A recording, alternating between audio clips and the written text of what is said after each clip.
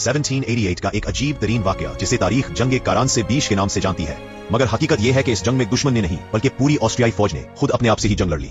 यह रात का वक्त था। ऑस्ट्रियाई फौज के एक हिस्से को शराब मिली, जिस पर फौजियों में झगड़ा शुरू हो गया। अचानक एक सिपाही ने गोली चला दी और दूसरी तरफ के सिपाहियों ने समझा कि शायद तुर्क फौज हमला कर रही है। दोस्तों, अगर वीडियो पसंद आए तो लाइक, शेयर, कमेंट और सब्सक्राइब जरूर करें। या फिर कुछ और हैं दोस्तों। हालात को समझने के बजाय फौजियों ने आपस ही में गोलियां बरसाना शुरू कर दी।